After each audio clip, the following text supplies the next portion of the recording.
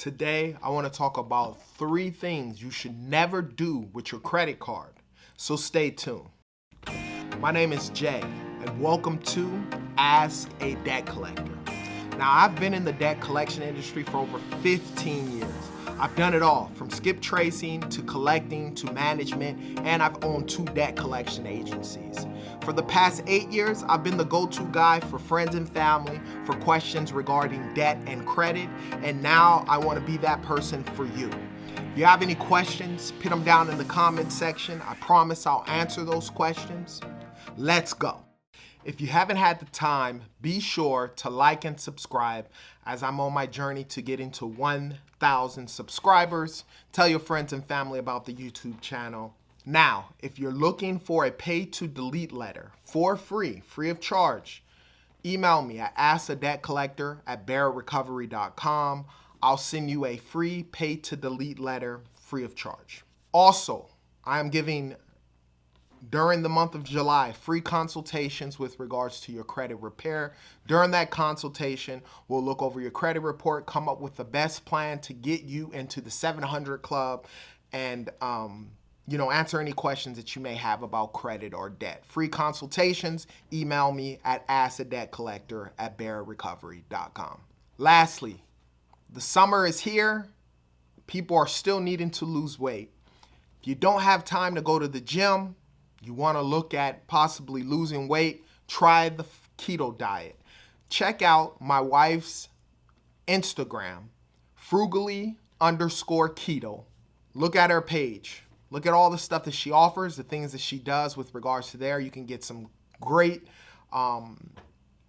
ingredients and so forth with regards to keto, some great tips that you can get from regarding keto. So go check her out over there. She does some coaching as well as she has a couple ebooks. So check her out. Okay, so let's get into the 3 things you should never do with your credit card. Understand, I have done all 3 of these things at one point in time, so I'm speaking from experience. I'm going to give you what I've seen from myself and clients once they've done these 3 things and the pitfalls that come with regards to these 3 things. So let's try to avoid them at all times, at all costs. But, I understand there are times when something may come up, something may happen, and, things happen. But if you can avoid these 3 things, it will make your life a lot easier in this credit card journey of building credit. Number 1, max out cards. Try your best not to max out your cards. Now, of course, if you're maxing it out, but then you're paying it off before the due date, then it shows as a zero balance. That's a different thing in that aspect. But if you max out the card and then only pay the minimum payment, when creditors pull a copy of your credit report, they look at you, you seem risky. Right?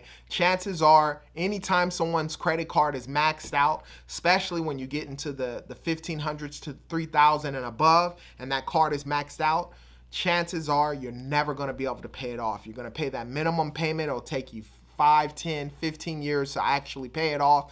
And what happens? Eventually, you're not going to be able to afford that minimum payment. You're going to default, and a lot of stuff can happen from there. You're going to have to pay all kinds of interest on that maxed out amount, depending on what type of credit card you have. And understand, a lot of people's credit cards, that interest rate is adjustable, right? It's variable. So sometimes you may start out with a low interest rate, and then 6 months to a year later, that interest rate doubles. You go from 8-9% interest rate on a credit card all the way up to 25%. And when that card is maxed out, all you continuously do is pay a lot of interest, and then a small amount goes to your actual principal balance. Not only that, but your utilization on that credit card goes tremendously high, right? So your utilization, if you had a $3,000 limit, it was maxed out at $3,000, then you have no utilization with regards to that card, therefore dropping your FICO score and you being looked as risky. Number 2, spend over the credit card limit.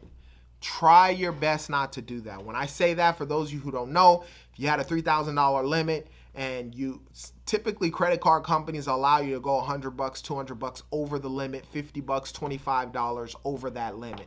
If you spend over that limit, which is what happened to me, they hit you with other fees. You get the over the limit fee, you get the interest fee on top of what's doing, and then don't be late, there's a late fee. And it can cause a snowball effect, which will send you down the road to collections, having to owe something. Because it becomes very hard to stay afloat and keep paying that minimum payment. And when you go over, there's overdraft fees, there's all types of fees that they'll add on top of the interest and so forth with regards to the card itself. So try your best never to spend over the limit. Number 3, take out cash advances.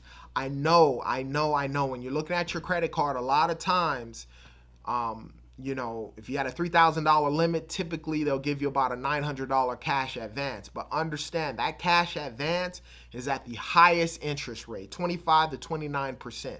And so when you take a cash advance out, you end up paying so much in interest because the interest goes up. It's typically higher than your APR. There are ways in which you can use your credit card as cash or save yourself a lot of money, if in fact you need to do so with regards to that. I would avoid taking cash advances off of your credit cards just because, like the other 3 things, a snowball effect starts to happen, right?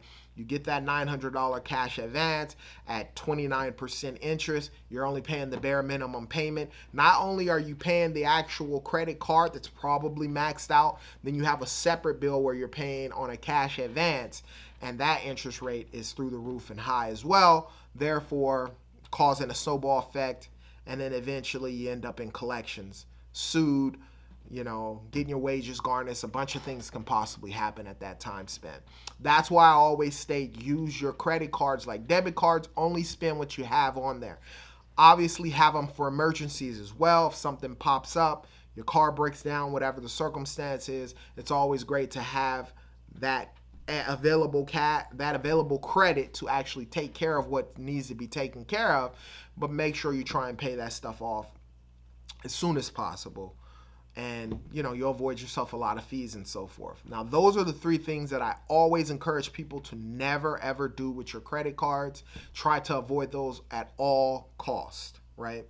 Because eventually it's a pipeline straight to owing and having a bunch of collection accounts and possibly being sued, wages garnished, and all other sorts of things with regards to that, okay? So try to avoid those 3 things. Now, if you have any questions about credit or debt, put them down in the comment section. I promise you I'll answer those questions. And as I always state, you be great.